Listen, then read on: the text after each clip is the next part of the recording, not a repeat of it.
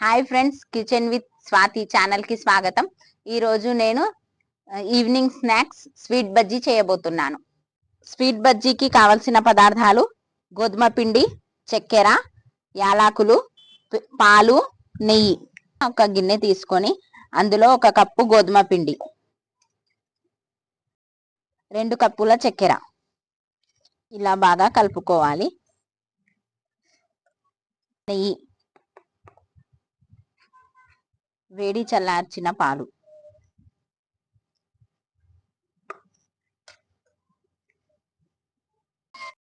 నెయ్యి, పాలు, చక్కెర ఇలా బాగా కలిసే వరకు కలుపుకోవాలి. అన్ని వేసిన తర్వాత కలిపి చూసుకుంటే ఇలా ముద్దలా ఉండాలి. 5-6 యాలకులను తీసుకొని రోకల్లో వేసి దంచుకోవాలి.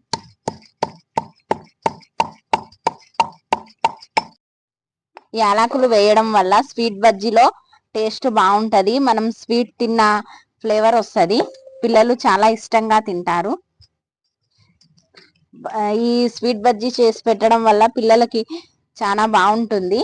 పిల్లలు స్వీట్ అడిగినప్పుడల్లా 10 minutes లో చేసి ఇవ్వచ్చు బజ్జీని. పిల్లలు చాలా సంతోషంగా తింటారు. కొద్దిగా నీళ్లు వేస్తూ కలుపుకోవాలి.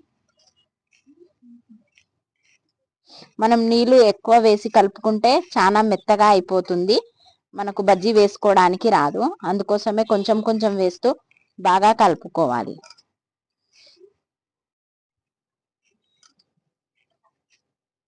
కొద్దిగా వంట సోడా వేసుకోవాలి. ఎక్కువ వేసుకోవద్దు ఫ్రెండ్స్, కొంచెమే వేయాలి.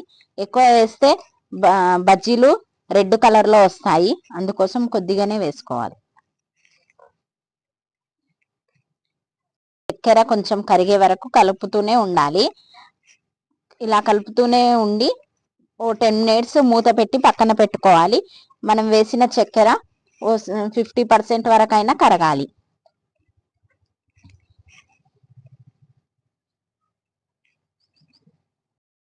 పిండిని మొత్తం కలిపి పెట్టుకున్నాను ఫ్రెండ్స్. 10 minutes పక్కన పెట్టుకుందాం. ముందుగా పొయ్యి మీద కడాయి పెట్టుకున్నాను. కడాయి వేడయింది. నూనె వేసుకుంటున్నాను. నూనె వేడైంది ఫ్రెండ్స్. ఇప్పుడు చిన్న బజ్జీలాగా వేసుకుందాం.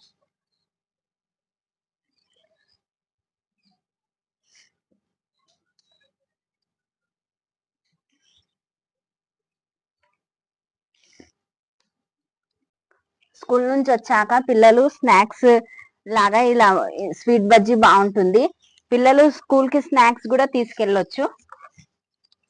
ఈ స్వీట్ బజ్జీ 1 week వరకు కూడా ఉంటుంది.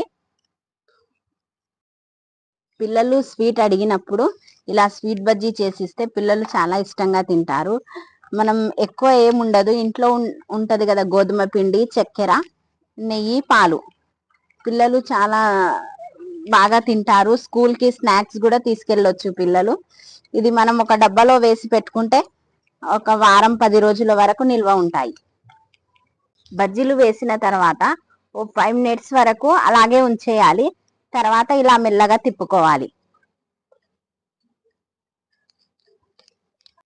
లోపల బాగా వేగాలంటే 5 minutes మనం తిప్పకుండా అలాగే ఉంచాలి.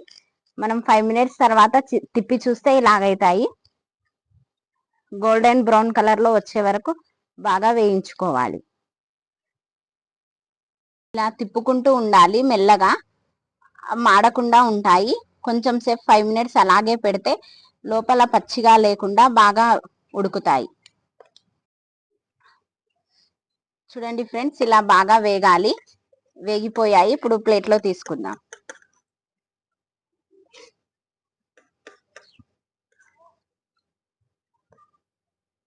చూడండి ఫ్రెండ్స్, స్వీట్ బజ్జీ రెడీ అయిపోయింది.